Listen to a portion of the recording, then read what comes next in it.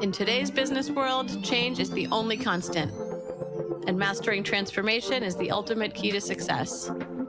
Welcome to Shift and Thrive. I'm your host, Natalie Nathanson. Each week, we'll bring you conversations with CEOs who delve into how they successfully drove critical change in their organization. This show is sponsored by Magnitude Consulting, bringing you the thinking power of a growth consultancy and the getting it done power of a full-service B2B marketing agency. Today's guest is a seasoned cybersecurity executive with over 15 years of expertise in the field. He has held multiple leadership roles in cybersecurity, including as a practitioner and executive as the Chief Information Security Officer at Quizlex. He's now the CEO of Nopal Cyber, a company that democratizes cybersecurity by making enterprise-grade security available to organizations of all sizes. His company has been growing quickly and gaining recognition, including winning the 2025 Cybersecurity Excellence Award for the Best Integrated Security Platform, and also recently being named in MSSP Alert's list of top managed security service providers. And I also feel fortunate to share that Nopal Cyber is also a client of ours, so I've had the privilege of seeing some of that growth and excellence firsthand. Varun Iravatham, welcome to the show. Thank you, Natalie, for the lovely introduction. Lovely being here. Looking forward to have this nice conversation with you. Thank you. Thank you. Me as well. And I'd love to start by asking if you can talk a little bit about Nopal's journey from early stage startup to where you are now. And I know you've experienced some rapid growth and even in the last year, going from 15 to over 40 employees. And I would say from my perspective, even more than the pace of growth is just how thoughtful and measured you are in, how you are bringing something so unique to the market and the kind of leadership that you've brought with that. To start, can you talk about what that growth has looked like and how the company has evolved over the last couple of years? Yeah, sure. It's been great going so far. I mean, the initial 6 to 8 months, as you know, for any startup is hard. Particularly in the security business, building that trust with your clients is extremely important.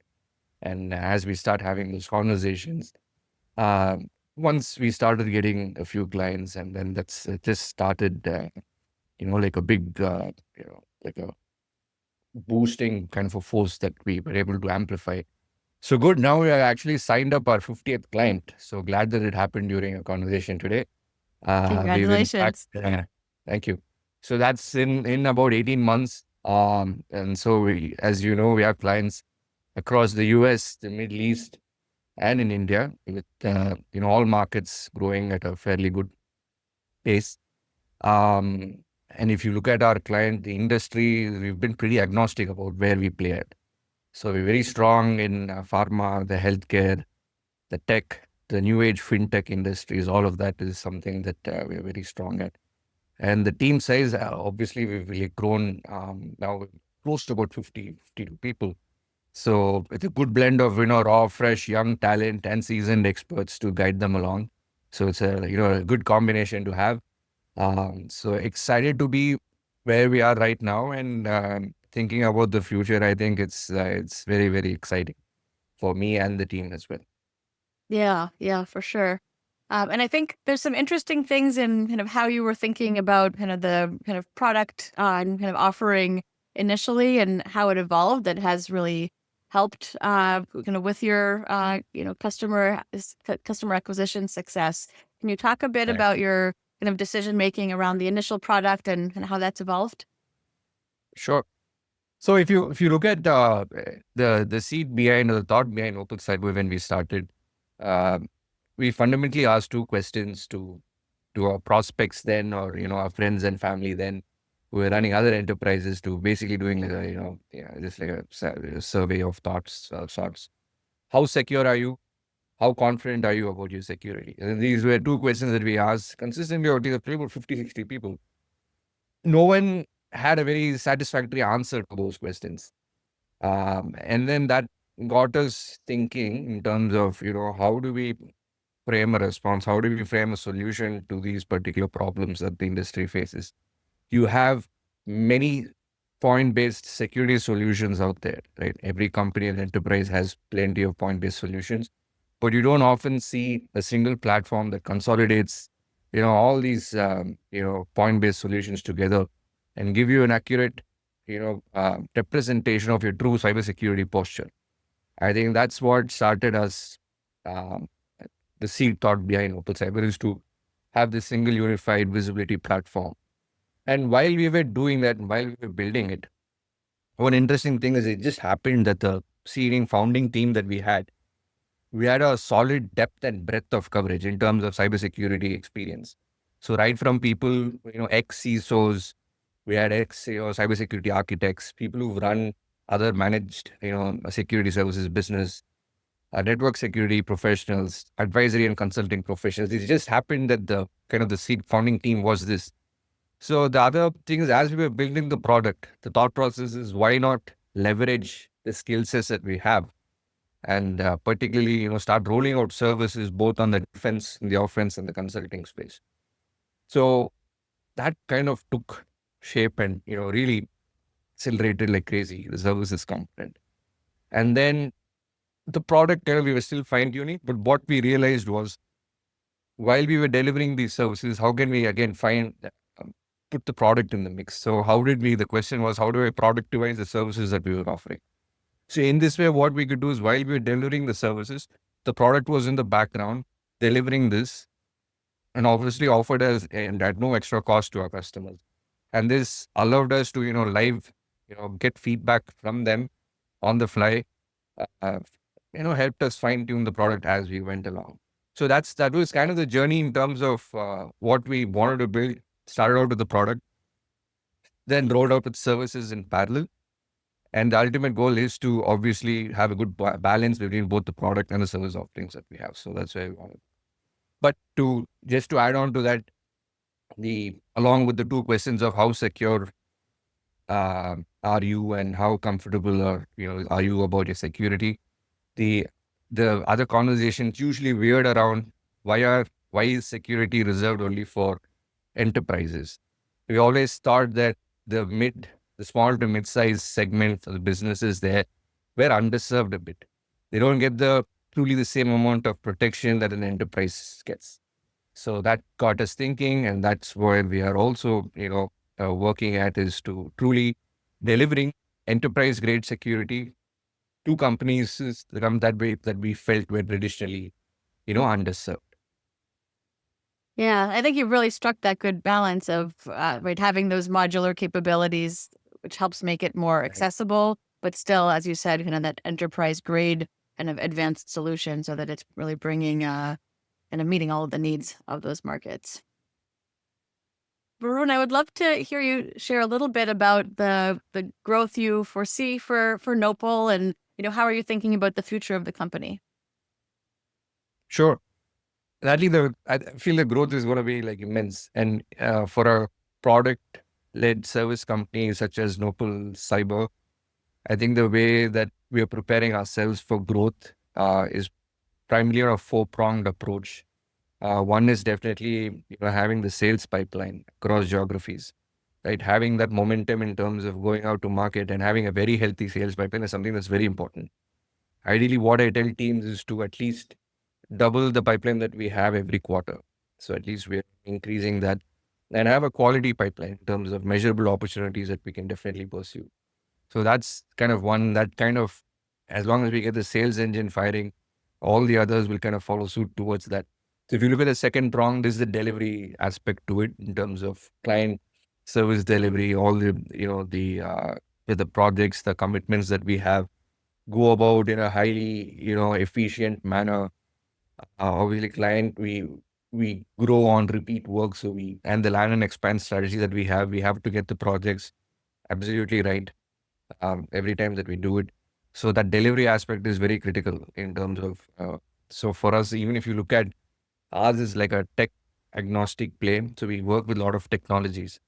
So the skill sets that is required to be proficient in multiple technologies also is a challenge that needs to be weaved in. So the delivery aspect is very, very critical. I think the third important pillar is the people aspect, and that pipeline for people in terms of who we want to hire, because that needs to have a constant growth as sales is firing and as we have delivery.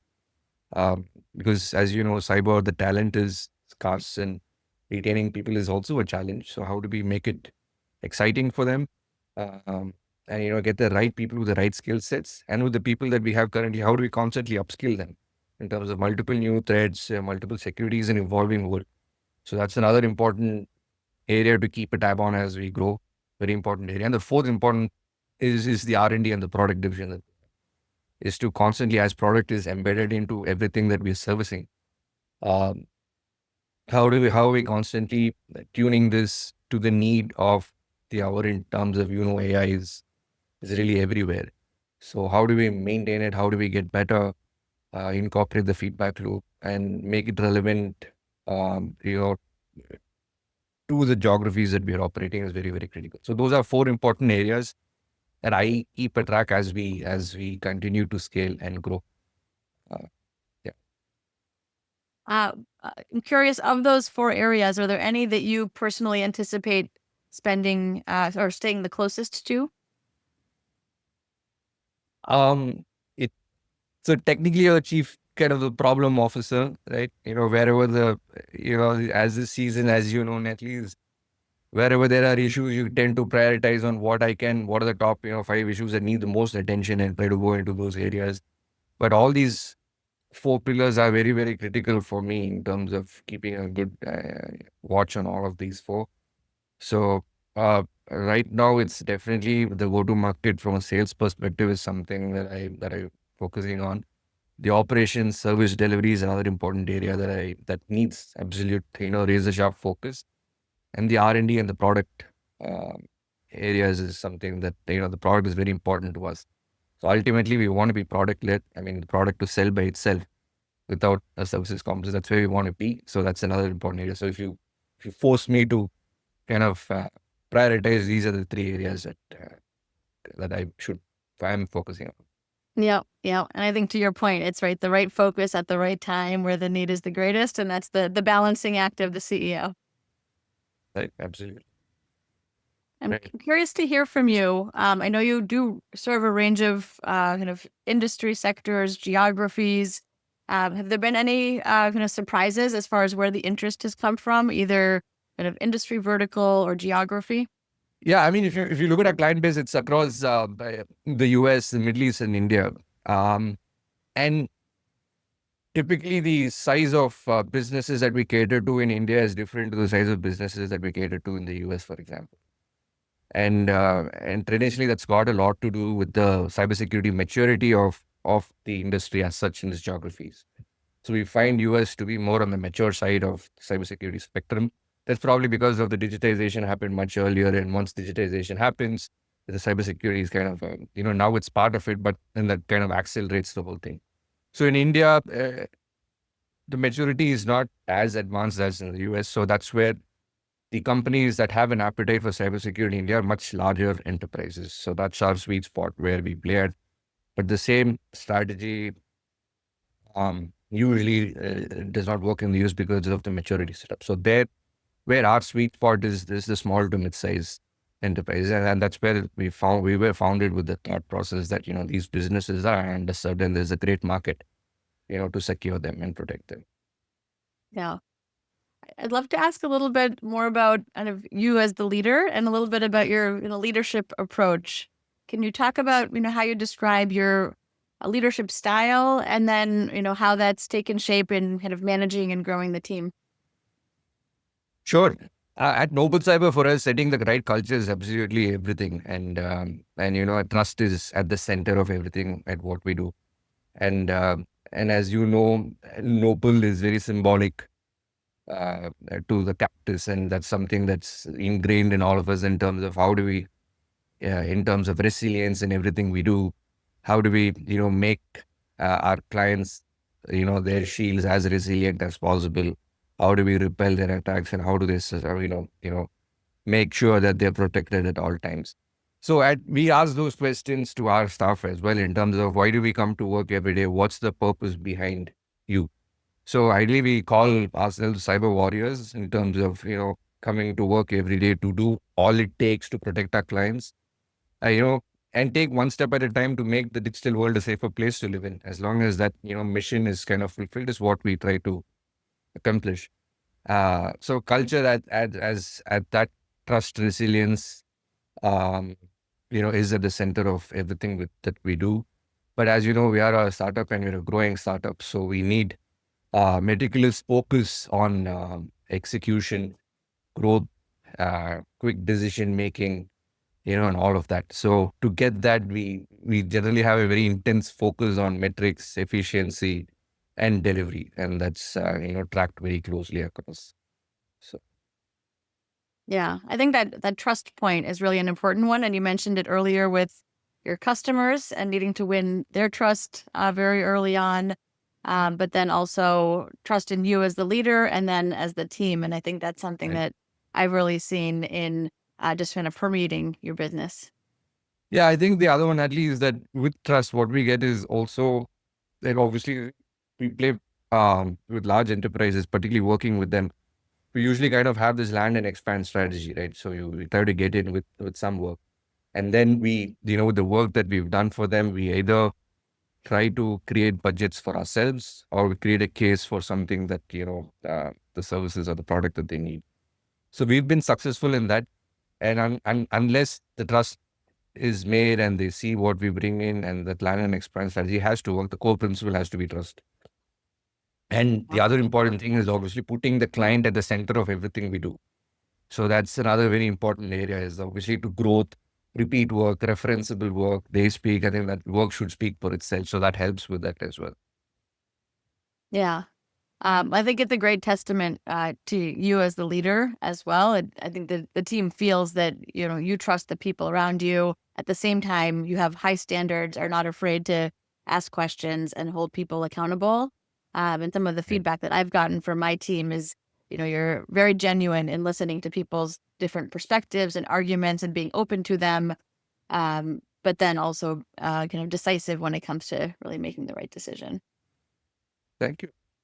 Another area I'd love to ask you about related to your leadership is around communication, because from my perspective, it feels like you really invest in communicating kind of company messaging to you know your internal team.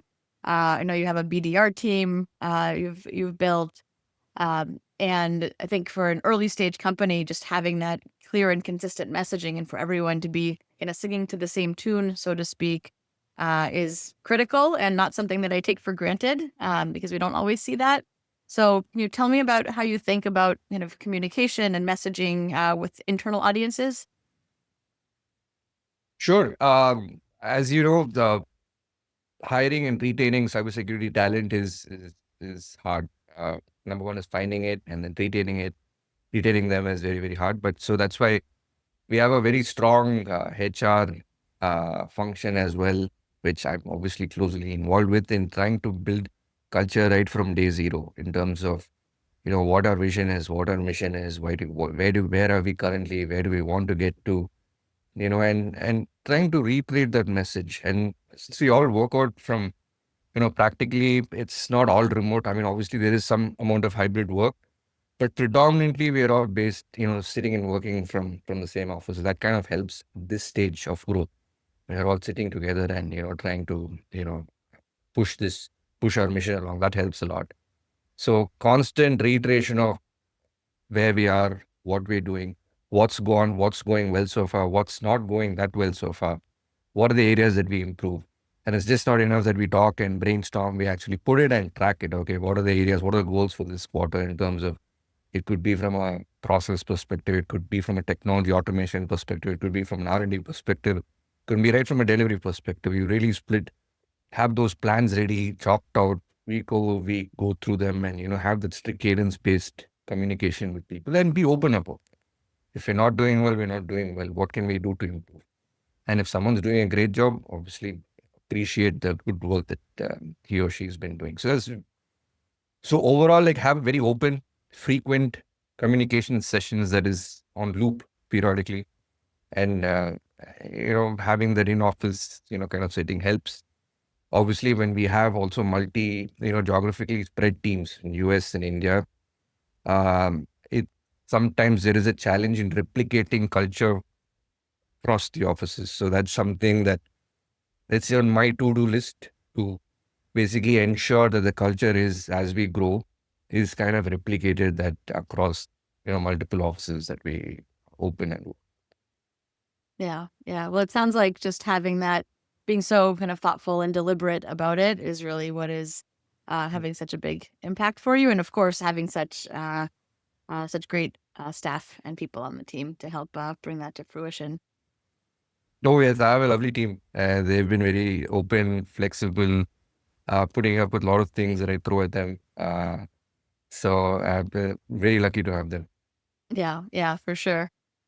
I'd love to talk a little bit more about the go-to-market side of the business, and maybe start by asking from a marketing perspective, can you share, your decision to partner with an external marketing team, when you decided to work with Magnitude rather than kind of building the internal marketing function? Right. I think when we looked at the go-to-market strategy, ideally we wanted some help, an external help who understood the cyber ecosystem, understood where our strengths are, where can we differentiate ourselves, where we can position ourselves. And I think that's where you guys, I found that you had that inherent understanding of the cybersecurity industry, the ecosystem as such. Um, there was not come in compared to other, say, marketing agencies as such. So we were able to, I mean, what we thought in our heads as to what are differentiators, we were able to, get that out and put it out there and articulate that message very wide and clear. And also in terms of not doing that, but also, how do we reach the right, the ICPs? How do we get this messaging across to them in ways that how quickly and effectively can we reach out to them?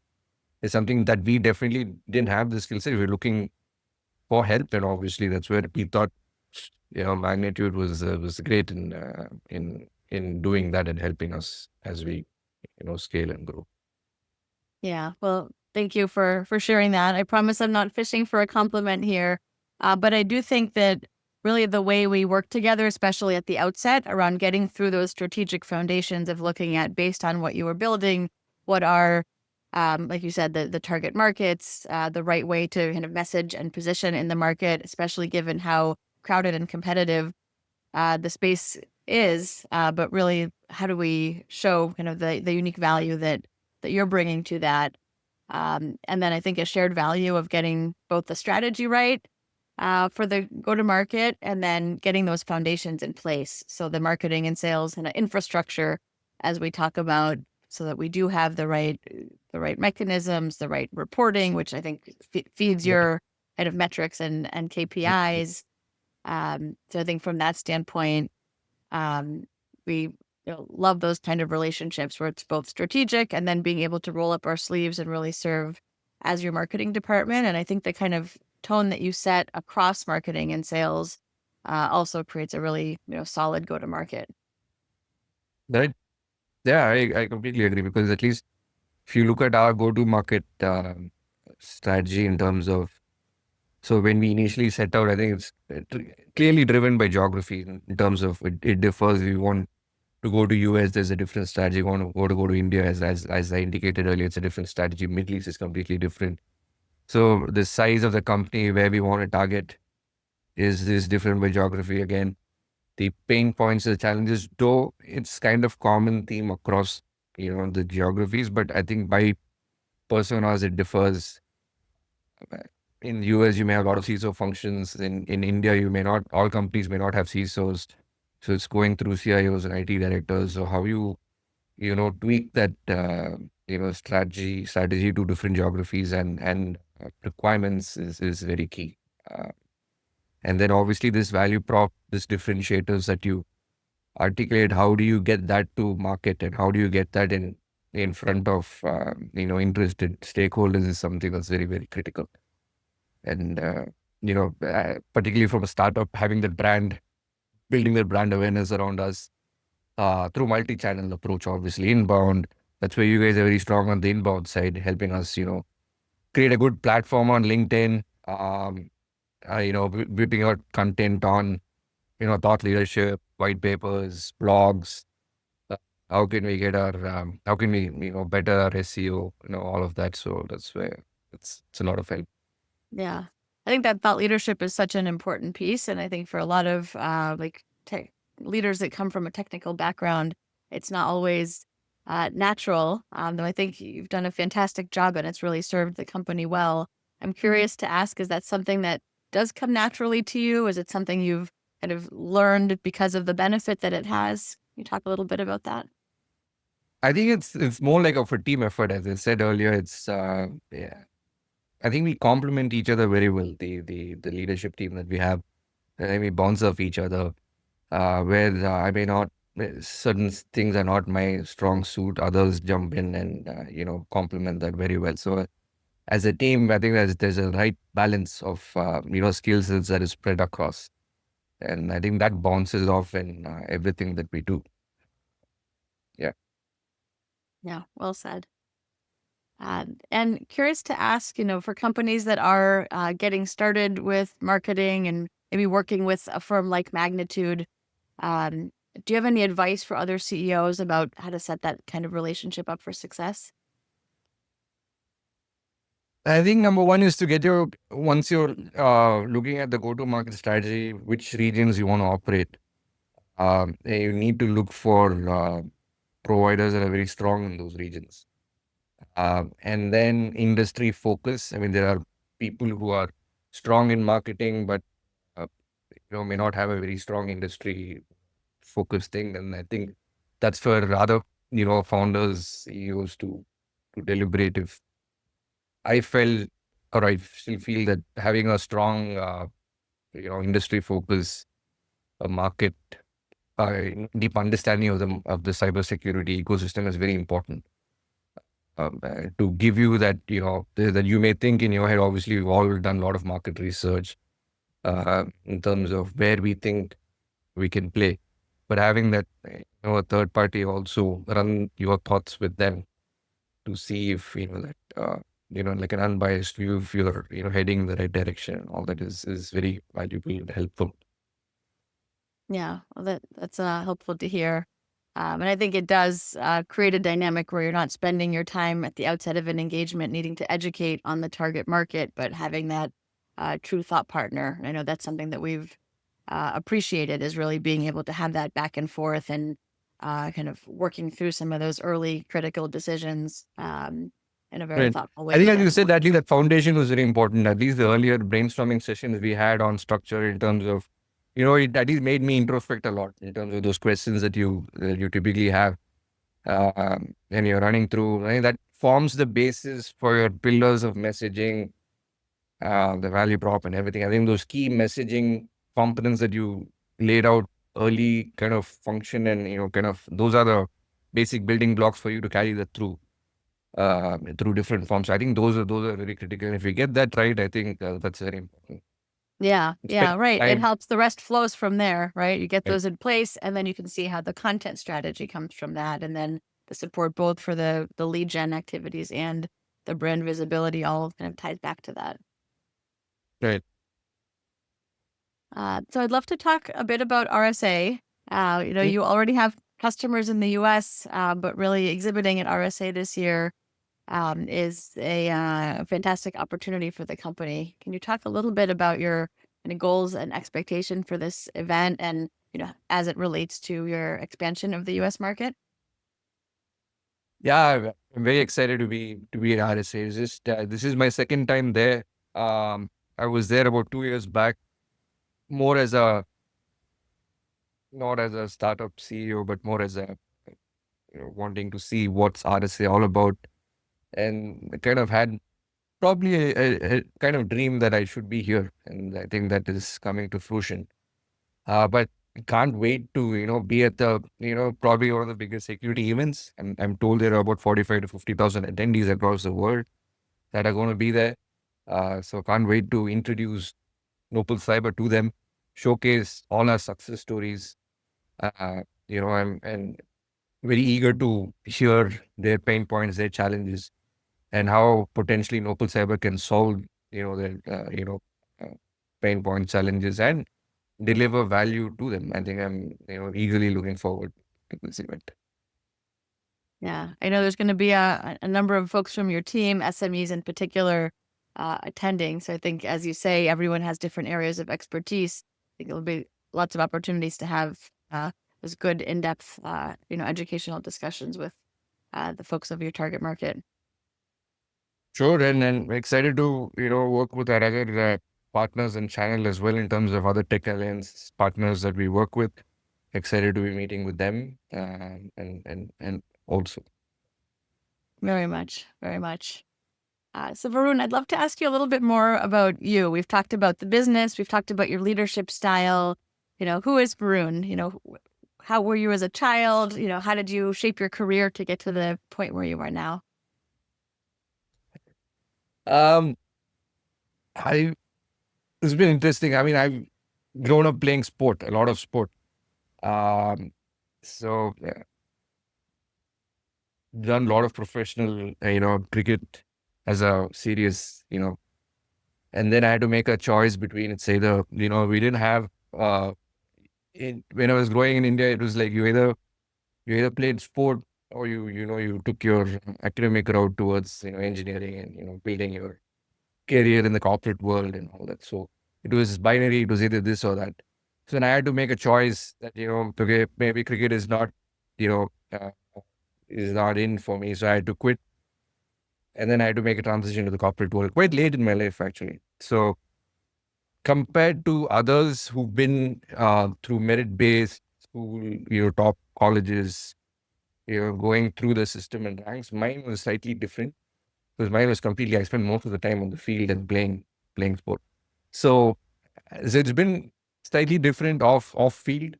But I think the things that you've learned in sport, is like it sets you up for life.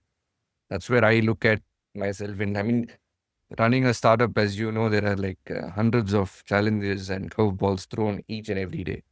So you may not have answers to everything at that point of time.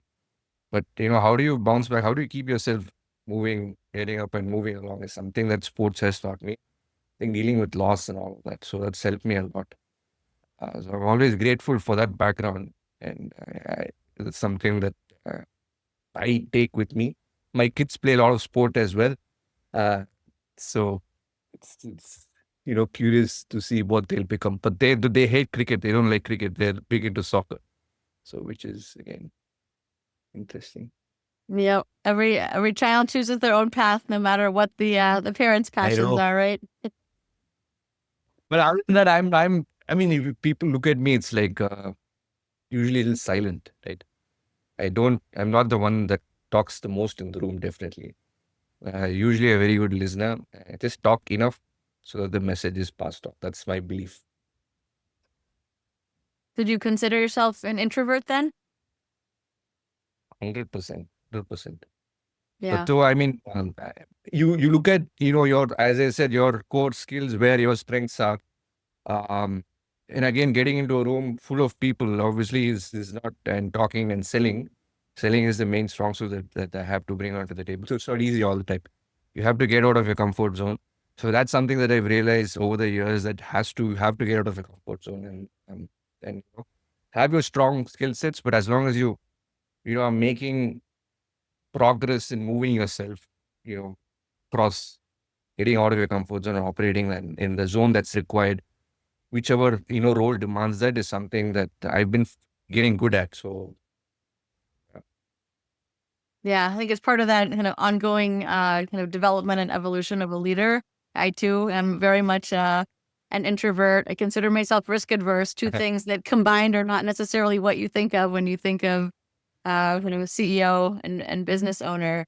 But I think that point that you made about kind of pushing outside of the comfort zone, so someone who has the willingness and the appetite to do that, is able to bring both kind of what makes them unique in their leadership, but also Mhm. kind of what's needed for the role. Right, absolutely. Well, this has been a fantastic conversation, Varun. I've really loved talking through all of this. And, if our listeners want to get in touch, what's the best way to reach you? The best way is to get to email me at varun@nopalcyber.com. Happy to take any questions, any inquiries, anything, anything that under the hood that you want to chat about, be open to, do that. And obviously our website is nopalcyber.com. So either way is fine. Wonderful. Well, thank you so much, Varun. It's been great to have you on the podcast. Thank you, Natalie. I had a lot of fun in doing this. Obviously, I went back memory lane, a lot of introspection as well. So thank you for this. Not every day you get to spend some time in going back memory lane. So thank you for this. Thank you. And thank you too to everybody listening. I know I loved hearing so much of what Varun shared with us. And if today's episode gave you, our listeners, valuable insights, and I'm sure that it did, please share this with someone. We know that spreading these kinds of stories and information helps all of us grow as leaders and helps us drive successful transformation in our organizations. So thank you again, Varun. And this has been another fantastic conversation on Shift and Thrive. I'll see you all next time. That's a wrap for this week's episode.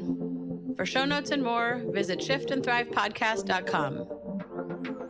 A special thank you to our sponsor, Magnitude Consulting, bringing you the thinking power of a growth consultancy and the getting it done power of a full-service marketing agency to help B2B companies fuel their growth. For more information on Magnitude and to get your complimentary transformation readiness assessment, visit magnitudeconsulting.com/getready. Thank you so much for listening. We'll see you next week.